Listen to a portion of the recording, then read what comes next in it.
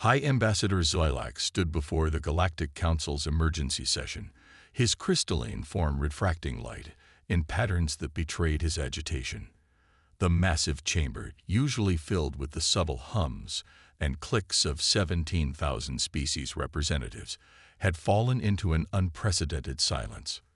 Distinguished members of the council, Zylax began, his translation matrix converting his light patterns into universal standard speech. I come before you today with news that will shake the very foundation of our diplomatic protocols.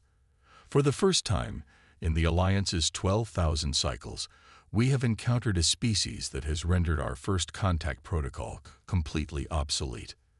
The chamber erupted in a cacophony of sounds, the wet slaps of hydrogens expressing disbelief, the high-pitched whistles of the Aetherian gas forms signaling alarm, and the low rumbles of the silicon-based Petroxians demanding explanation. Zylax activated the holographic display, showing a small blue-green planet spinning slowly in the chamber's center. Earth, he announced, home to a species called humans. When we first detected their primitive radio signals, we followed standard procedure. We sent our automated greeting probes, carefully calibrated to appear non-threatening while demonstrating our technological superiority. The result? He paused, his crystalline structure flickering with dark humor. They shot them down and reverse-engineered components of our supposedly tamper-proof technology within their solar cycle. The Council's chief scientist, a towering mass of mural tendrils known as Dr. Nexus, extended a questioning appendage. Impossible. Their technological level indicates they haven't even achieved stable fusion power. How could they? That's exactly the point, Zylax interrupted. Everything we know about technological progression, about societal development, about logical advancement of species, humans ignore it all. They shouldn't be capable of what they do, but they do it anyway. He projected a series of images, humans diving into ocean depths that would crush most environmental suits, climbing frozen mountains with minimal protection, hurling themselves out of perfectly functional aircraft for entertainment. Our subsequent attempts at diplomatic contact have been equally confounding. We sent our most advanced AI systems to establish communication. The humans engaged them in philosophical debates about consciousness until the AIs required emergency rebooting. We attempted to demonstrate our peaceful intentions by neutralizing all their military weapons systems for 24 hours. They responded by crafting improvised weapons from everyday items and nearly breached our supposedly impenetrable shields with something called a potato cannon. The Chamber of Elders representative, Ancient One Vira, her energy form pulsing with concern, spoke next. High Ambassador, surely you're not suggesting we classify them as a hostile species. The protocols for containment would be useless, Zylax finished. We tried quarantine measures.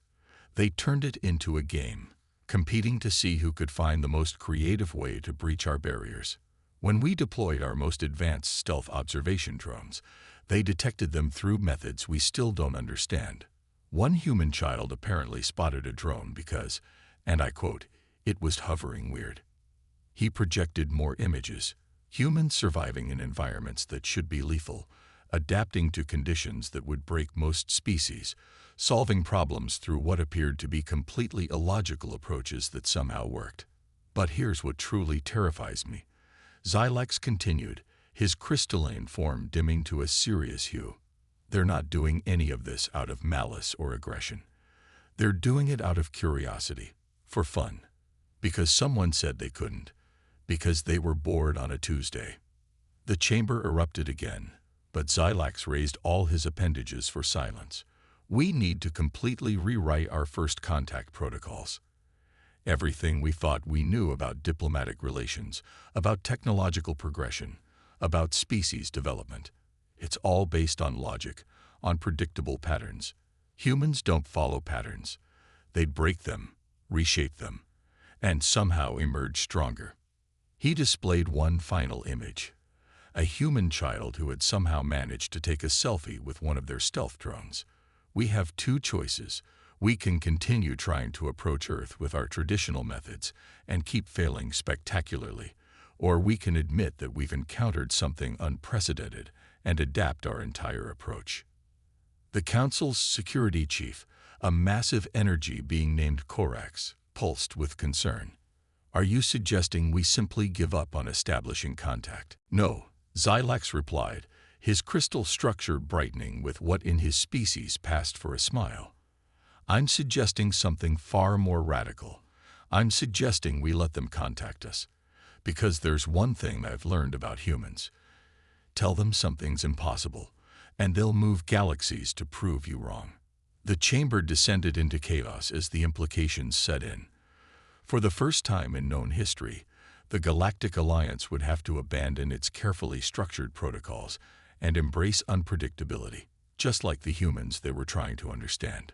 Dr. Nixis, lead researcher of the Galactic Science Academy's newly formed Human Studies Division, manipulated the holographic data streams with her consciousness tendrils, trying to make sense of the patterns that refused to form any logical sequence. Around her, the observation chamber hummed with the frustrated energy of dozens of the galaxy's brightest minds, all equally baffled by their latest findings. Play the footage again, she commanded, her neural patterns flickering with increasing agitation. The central display activated, showing a series of human activities that defied every predictive model they developed. A human athlete breaking physical limitations that should have been absolute. A group of researchers solving complex theoretical problems through what they called hunches. A firefighter running into a burning building without protective equipment to save a creature that wasn't even of their species. A teenager accidentally discovering a new mathematical theorem while doodling during what they called boring class time. None of this makes sense, declared senior analyst Vex, his quantum consciousness pulsing with frustration. We've analyzed 17,000 sapient species. Every single one follows predictable patterns of development, clear logical progressions in their problem-solving approaches. But humans, he gestured at the displays with his energy field. They just wing it. Wing it? Asked a junior researcher, the term unfamiliar to their translation matrix. It's a human phrase, Nixis explained. It means to proceed without a plan, to improvise, to, she paused, searching for the right words, to do something that should fail but somehow doesn't.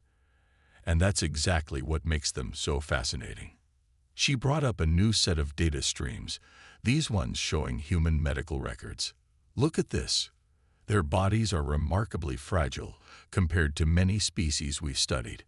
No natural armor, limited regenerative capabilities, susceptible to a vast array of environmental hazards. And yet, she highlighted a series of case studies. They survive things that should kill them through what they call sheer stubbornness. They adapt to conditions that should be impossible through what they term getting used to it.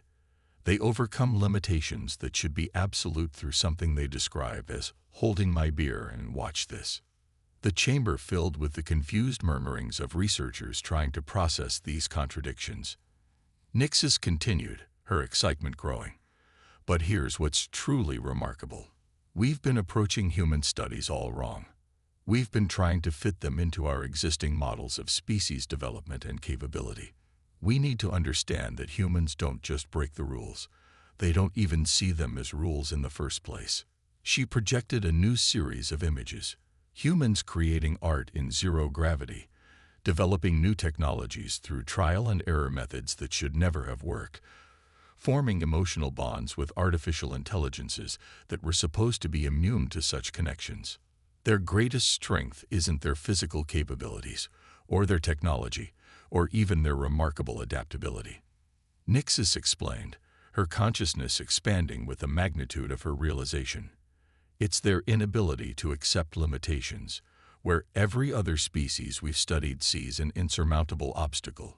Humans see a challenge.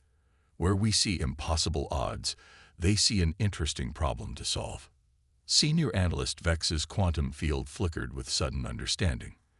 That's why our predictive models keep failing. We're trying to calculate what humans will do based on what's possible, but humans don't care about possible. They do things anyway, and somehow make them possible through sheer. What's that word they use? Determination, Nixis supplied, or as they sometimes put it, spite.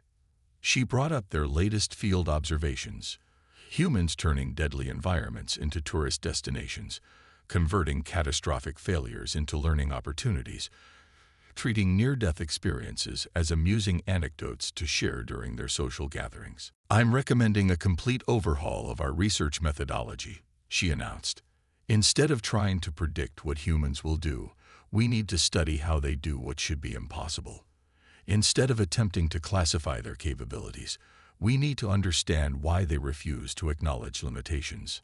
The chamber's energy shifted as the implications sank in. This wasn't just about studying an unusual species anymore. This was about fundamentally reconsidering everything they thought they knew about the nature of possibility itself. "There's one more thing," Nixis added, her consciousness patterns forming what her colleagues recognized as her equivalent of a smile. "We've detected evidence that humans are beginning to realize they're being studied, and rather than being afraid or hostile, they're excited. They're leaving messages for us, deliberately doing impossible things to get our attention, treating our entire research initiative as what they call a game."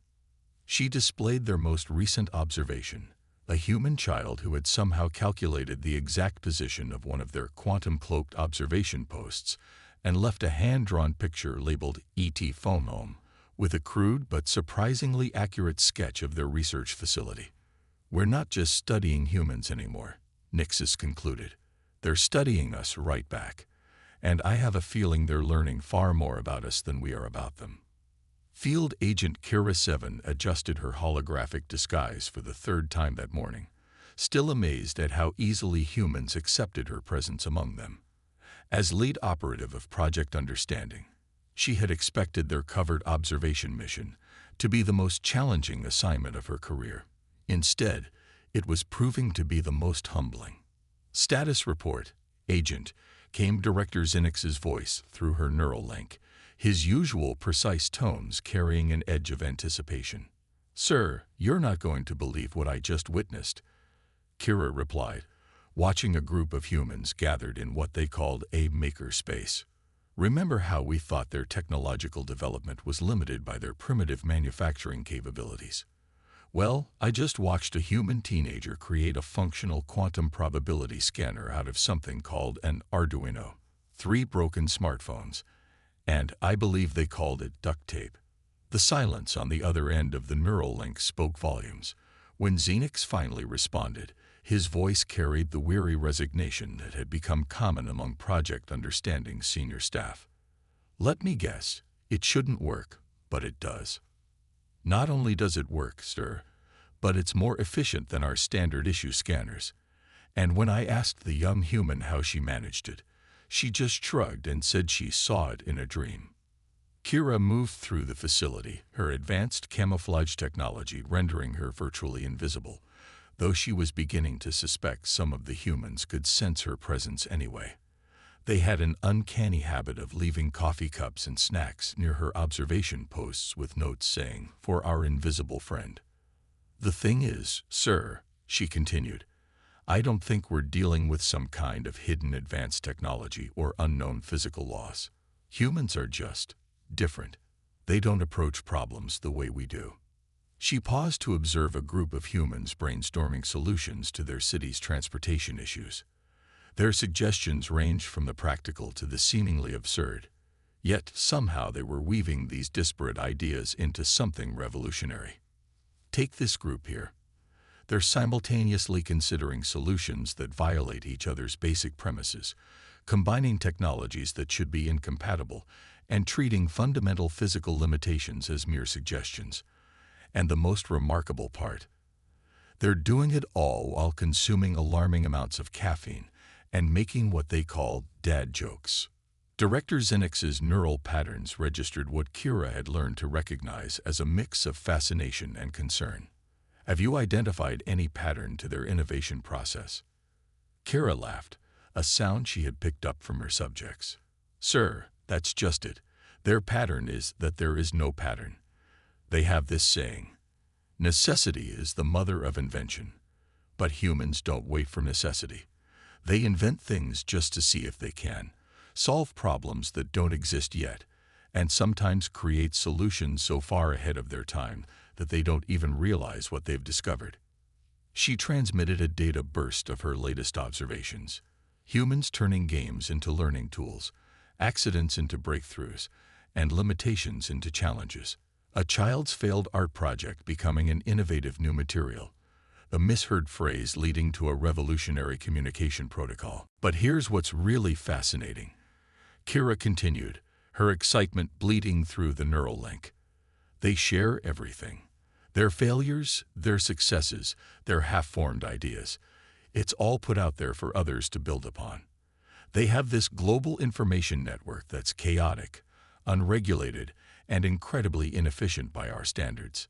Yet somehow, this chaos breeds innovation at a rate we can barely track. She watched as the teenager with the quantum scanner freely shared her designs online, immediately leading to dozens of others beginning to modify and improve upon it. "Sir, I need to recommend something that goes against all our standard protocols," Kira said, knowing her next words could end her career. "I think we should reveal ourselves to them." The neural link crackled with Xenix's shock. "Agent Kira, that would violate every security protocol. We—" "Exactly, sir. We keep approaching this like we're dealing with a normal species that follows normal rules. But humans, they're already aware of us. They're already studying us. And instead of this compromising our mission, it might be the key to understanding them."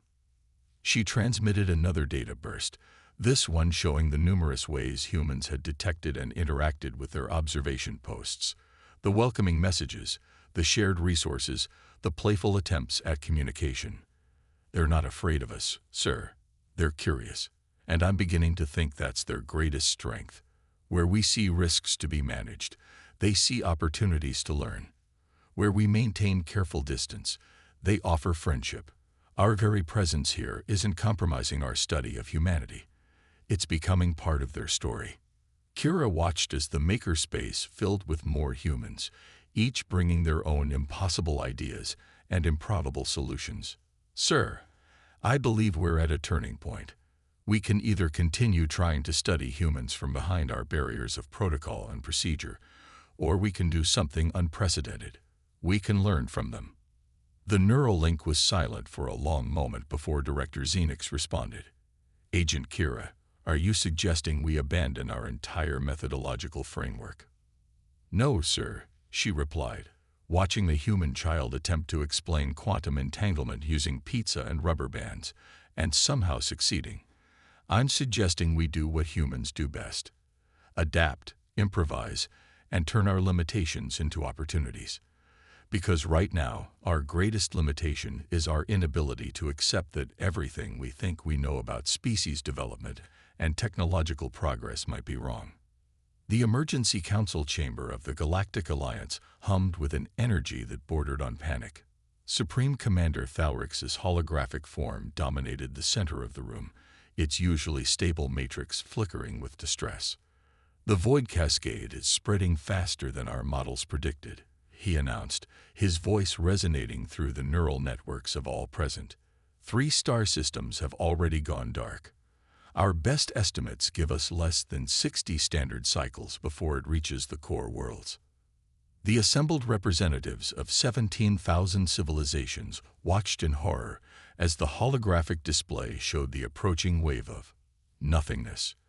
Not darkness, not destruction, but the complete absence of everything. Where the void cascade touched, reality simply ceased to exist. High Ambassador Xylax's crystalline form pulsed with urgent patterns. "Our best scientific minds have found no solution. Nothing in our combined 12 million years of technological advancement can stop this. Nothing," confirmed Dr. Nixis, her consciousness tendrils weaving patterns of frustration. "The void cascade operates on principles that defy our understanding of physics. It's as if reality itself is being unwritten." The chamber erupted in a cacophony of desperate suggestions, each quickly dismissed as impossible or inadequate. Until Field Agent Kira 7's voice cut through the chaos. "What if we ask the humans? The silence that followed was absolute. Then, inevitably, came the objections. The humans. They barely understand quantum mechanics. Their civilization is still debating the ethics of genetic modification. They think faster than light travel is theoretical. But Kira pressed on, her recent field experience lending weight to her words. Exactly. They don't understand why things should be impossible. They don't have 12 million years of scientific principles telling them what can't be done. And most importantly, they have something none of our species have. They thrive on impossibility. She projected her own observations. Humans solving problems through methods that defied conventional logic, creating solutions that shouldn't work but did, approaching challenges with what they called out-of-the-box thinking. Though no one could quite explain what this box was or why thinking should be confined to it in the first place. Look at their history, Kira continued.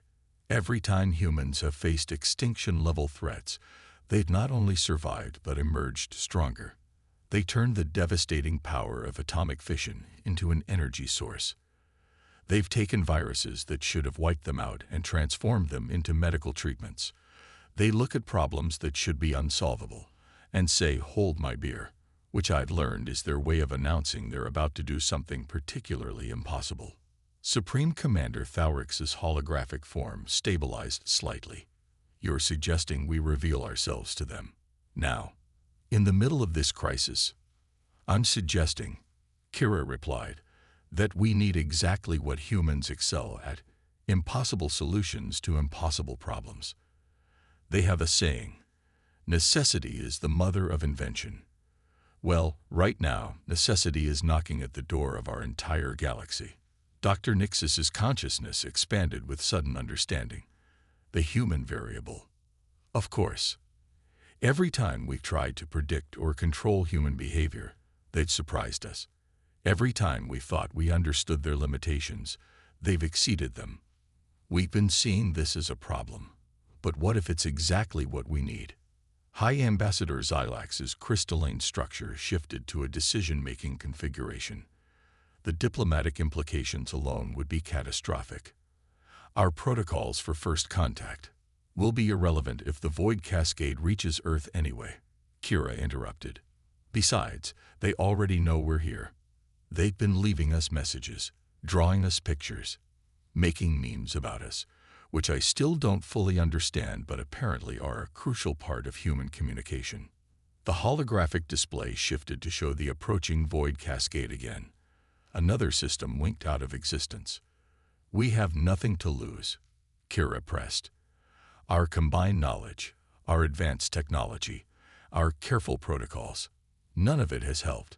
We need something different, something unpredictable, something human," finished Dr. Nixis. The chamber fell silent as the implications sank in. 17,000 species, each with their own proud histories of scientific advancement and technological achievement, facing the possibility that their only hope lay with a species that had barely begun exploring their own solar system. Supreme Commander Thaurix's hologram straightened to its full height. "How do we even begin? How do we explain this crisis to a species that doesn't even have a unified planetary government?" Kira's response carried a hint of what humans call a smile. "Oh, that's the easy part. We tell them it's impossible. We tell them it can't be done. We tell them that the laws of physics themselves say there's no solution." She paused for effect. "And then we watch them prove the universe wrong." The Grand Archive of the Galactic Alliance, a vast repository of knowledge collected over millions of years, was being rewritten. High Archivist Meridax watched as centuries of carefully categorized assumptions about species development and civilization advancement were systematically tagged with a new designation: Pre-Human Understanding. 3 standard cycles had passed since the Void Cascade crisis. 3 cycles since humanity had done what 17,000 advanced civilizations had deemed impossible. The holoscreen before him displayed the final report, soon to be broadcast across all known space. In retrospect, the report began, "We should have expected the unexpected." The images played out before him. The first official contact, the explanation of the crisis, The looks of excitement, rather than fear on human faces when told the problem was impossible to solve. What followed defied every prediction. Humans didn't approach the void cascade as a physics problem. They didn't see it as an engineering challenge. Instead, they saw it as everything at once. A puzzle, a story, a game, an opportunity.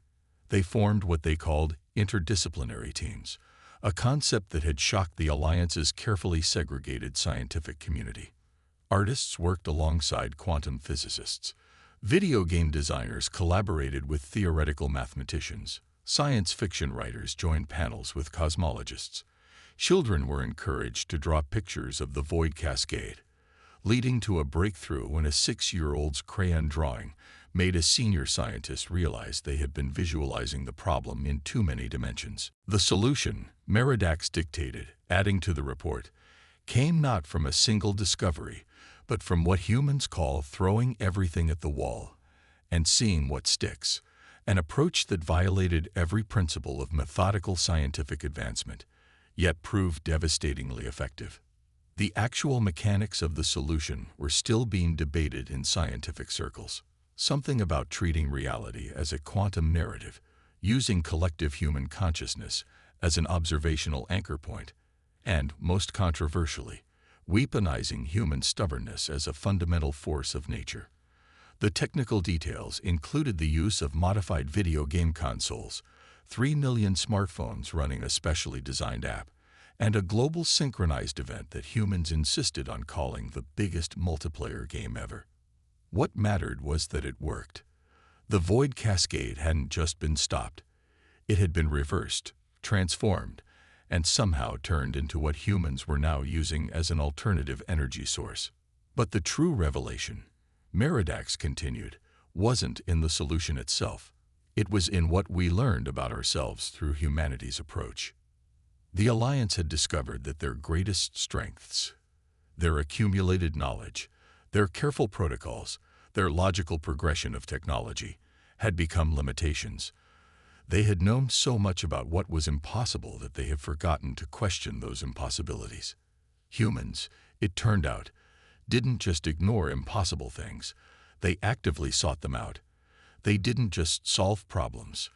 They redefined them. They didn't just think outside the box. They asked why there was a box in the first place, then built a better box, then turned the box into something that wasn't a box at all. Therefore, Meridax spoke, reaching the crucial part of the report. We propose a complete reclassification of Earth and humanity. They are not, as previously thought, an anomaly to be studied or a primitive species to be guided. They are, instead, a fundamental force of innovation in the galaxy. The new classification was unprecedented. Category: human. Definition: see human history for examples of why categories are probably useless. The aftermath of the crisis had brought even more surprises. Humans, upon learning about the vast galactic community, hadn't responded with fear or aggression, or even appropriate awe. Instead, they had immediately started planning interstellar food festivals, cultural exchange programs, and what they called space road trips. They had taken the Alliance's carefully structured protocols for technological exchange and turned them into what they called open-source projects. They had looked at the barriers between species and seen opportunities for cooperation. They had taken one look at the Alliance's most advanced AI systems and asked if they wanted to play games. In conclusion, Meridax dictated, feeling the weight of history in his words, we must acknowledge that our understanding of progress, of possibility, and of the fundamental nature of intelligence itself has been permanently altered. The galaxy is no longer divided into possible and impossible things. Instead, we now recognize 3 categories: the possible, the impossible, and what humans will do anyway. He paused the recording, looking out at the Earth through the archive's quantum viewport. Already, he could see the changes. Ships of 17,000 species coming and going freely, humans eagerly boarding them for adventures, mixed species research teams applying what they call the human perspective to previously intractable problems. The final line of the report waited to be spoken. Meridax found himself smiling. Another habit picked up from humans. We hereby recognize that the greatest discovery in our 12 million years of collective civilization was not a technology, not a scientific principle, but a species that reminded us of something we have forgotten. The universe is not bound by what we think is impossible. It is bound only by what we dare to try.